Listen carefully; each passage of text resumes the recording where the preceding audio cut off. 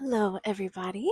It is Lauren with Books, and today we are here to do my January wrap up. So, my average book for the month usually is one or none. Last year I read 15 books. I really powered in the beginning and in the end. In between, for 4 or 5 months, I either wasn't reading or I was reading at the pace of a snail. Yeah. So I upped my goal, which is 20 books this year. If I can do more, that would honestly be great. But my goal is 20 books. And so this month so far, and it may not sound like a big number to y'all, but to me, compared to last year, I don't think I read this many books in a month. I don't think so. I have read 3 books. Yes, I did 3 books this month, and so we're just gonna review them all. Tell you guys my star rating, what I did like, what I didn't like, and yeah, I'm gonna go from there. So the first book I finished this month, I was gonna say year, not yet. The first book I finished this year is His Grace the Duke by Emily Rath. This is the second book in the Second Sons trilogy. My rating, I think, is 3.5. Honestly, it should be a 3.2, maybe a solid 3. So I don't want to say too much about the second book if you haven't read the first one, because it definitely is. It's not a standalone. They all go together. But the gist of the book is there is this. I don't even remember her name. Rosalie Harrow, she basically comes from nothing, and she gets a letter at her aunt's house to come to okay, so she gets invited to go stay with the Dowager Duchess for a little bit. She doesn't know why she was invited. So you're also kind of figuring out why was she invited. She has nothing to her name. Her mother's dead, deadbeat father. Why was she invited to this castle? And then so it's 3 friends, 3 best friends. It's a why choose romance. It's 3 best friends. One is the son, so it's Burke. It's Burke, George, and Renly. My personal favorite is Burke, because if you've read the first one, Burke is just different, in my opinion. Burke is just different. I feel like he was the OG, falling for her. But you get a lot from the story, a lot of different emotions with the characters. And honestly, in the first book, I thought it was enough from all of the characters, but when I was reading the reviews, people were not happy. They were not happy with the storylines of all of them. They didn't feel like the connection grew, and so I feel like that's actually where this book fell short with me, because the connection between, I can't say it because it's gonna be a spoiler, but a connection between 2 of the characters, it was too much. It was too focused on them. And I feel like you kind of lose the forbiddenness in this book as well. It's not as forbidden as the first one was. Obviously, there's people around that still are judgmental, but it's this book just doesn't have the same suspense as the first one. Obviously not, because it's a continuation. It's not it's a whole new story. It's a continuation. The beginning of the book, we jump right back into it, and so it didn't hit for me, and it was too spicy. Right off the bat, and I was just honestly starting to skip those chapters because I wasn't interested.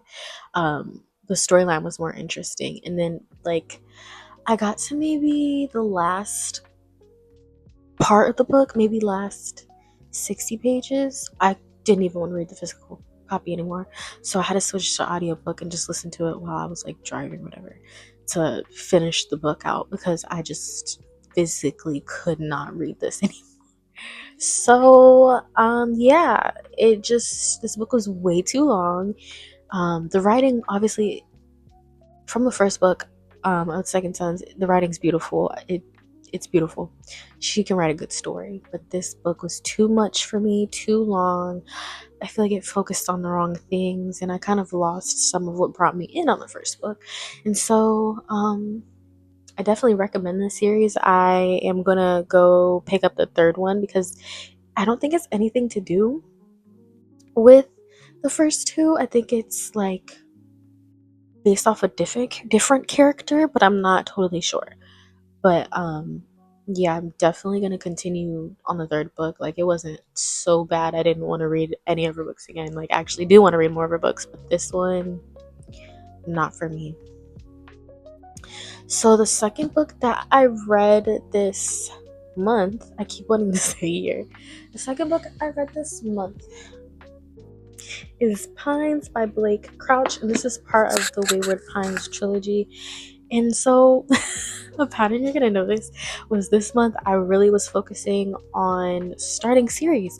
My first series that I have read since I've started reading was the Lakeside Billionaire series by Lauren Asher. I read all of them, loved it, and since then I've only been reading standalones or um, interconnected standalones. So I really wanted to get into the world of a whole story instead of just one singular book. So 5 stars for my rating, 10 stars out of 5. Like I've really been in my dystopian era. Like that's my favorite type of movie genre to read. I love love dystopian. I love apocalyptic. The Walking Dead is literally one of my favorite TV shows. Um I don't know what it is about it. Also the society, which is what this reminded me of. Like, okay, I'll tell you a little bit about it. So it starts with this guy, Ethan Burke, right? So he's a Secret Service agent, and he was sent on a mission to recover 2 people that went missing in this town called Wayward Pines. So he gets sent on a mission, right? And he was in a car accident. I don't believe he was bruised. It was like somebody beat him up, and he walked away from the accident like looking for where to go. Like he stumbles in a coffee shop, and it's like really really pretty, like really upscale, not upscale but like modernized, like I don't know. But and he just realized there's weird things about this town. Like it's really weird. Something is like eerie lurking around, and everybody else doesn't seem to notice. Only he notices this. And so you just go on a journey of like what's going on, why can't he get his calls through, where's his stuff. Just really been in my dystopian era. It's my favorite genre of TV shows, and it's just somehow I find comfort in being in my home while these people are out there struggling. I don't know. Love apocalyptic, all that type of stuff. So the third book is Scythe. I have been seeing it like when I first started reading in 2024, reading again. And I wasn't interested. Like the cover did not draw me in. I don't know what it was. And then I went to New York for a trip, and I went to the bookstore, and I was just reading, and I read the back of it, and I was like, oh, I didn't know this is what it was about. And so it actually intrigued me, pulled me in, and then I'm here. I'm here with you guys. Scythe is amazing. The next time I go out, like at all, I'm picking up the book. Well, to Barnes and Noble or to whatever bookstore. I'm buying Thunderhead because I heard that's even better. Like the reactions when I went on to YouTube, BookTube, and Instagram of Thunderhead, everybody's saying it's insane. So I need to see that. So this book follows 2 children, Stitcher and Rowan, they get picked to clean people. What is cleaning? So, in this utopia where everything's perfect and people do not die, there needs to be people called scythes who kill people because nobody dies. So the population is just going to keep growing and growing. And it's still big even with the people cleaning, which is why they need more people. And so they get recruited to be scythes, and they basically have to train and learn how to literally the art of killing people. Um, I didn't expect the book to be what the book is, and I was pleasantly surprised, overly surprised. Like the way, I don't know, I haven't read a YA since I had read Bully by Penelope Douglas, and I don't remember, that book didn't have too high of a rating. Um, I don't remember if it was like the juvenile writing. Not to say her writing is juvenile because I love Penelope Douglas. That was it.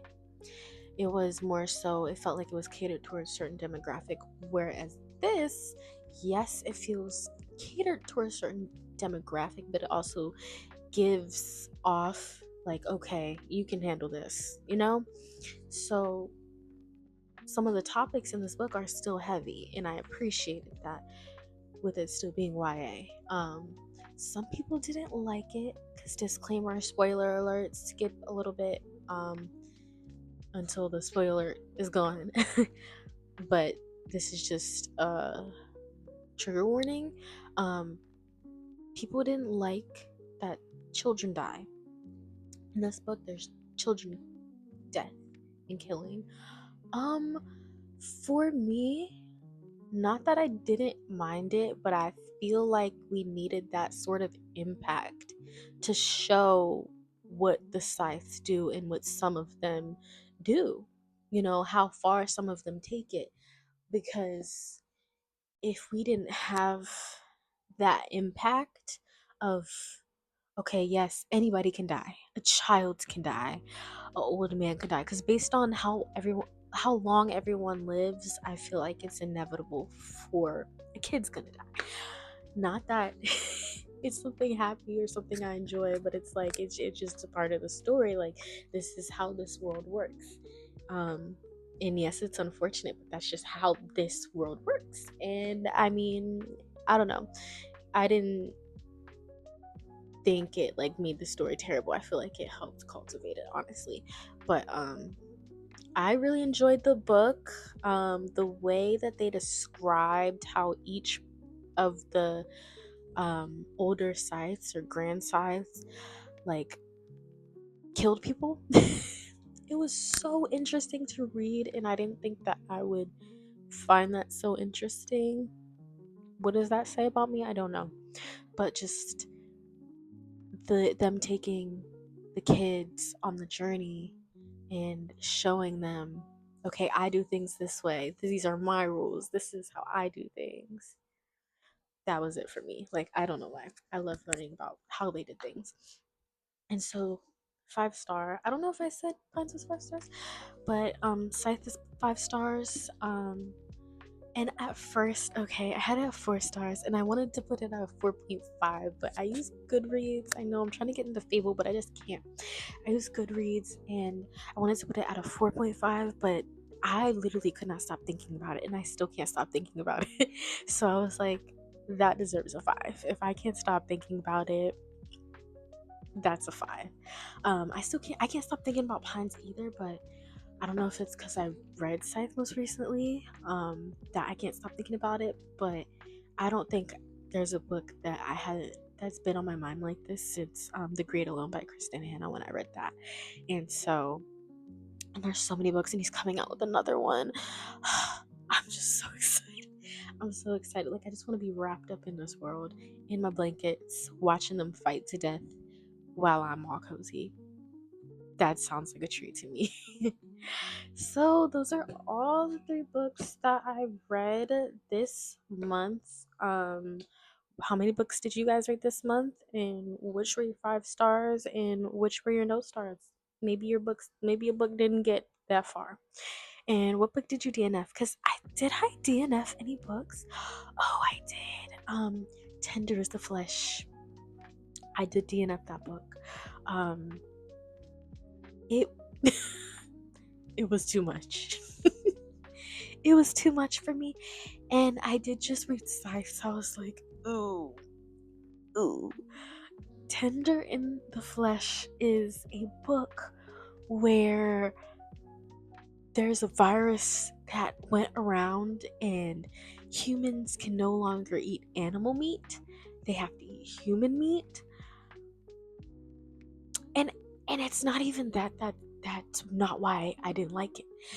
I was interested in that, and I feel like if it was written or taken in a different direction, it could have been golden. But it started off, did it start? I don't even remember where it started off. I just know we were in a factory and we went to another factory, and I was just like, when do we like get to see some action? Not action, but like, when do we like do something? It just felt like we were going around on a tour the whole time. And mind you, I didn't read the full book. Okay, I DNF'd it, obviously. I probably got to chapter 7 or 8. And I was like, I don't want to read this. It felt like the book felt like it was trying to get deep, but it just stayed in one place. Like in the beginning, there's this thing called a pure human. I think that's what they called it. They called him like a pure human, but he was on like his hands and feet like a pig, and he was gonna be put in this show or something. And I honestly found like, okay, the pure human's interesting. He was in a cage. He was locked up. But where do we go from there? Like, other than the concept of a pure human, what are we doing with that? Like, maybe if nobody knew they had a pure human and you're not supposed to have any pure humans, maybe that would have been good. Maybe like a forbidden aspect, because since eating humans is legal, maybe some type of, if you do it this way, or if you get excited about it, you get locked up in jail. I don't know, it just felt like it was like stuck in the thought phase and not the production. But I've read good reviews on it, and maybe I'll no I'm not even gonna lie to myself. I'm not gonna finish that book.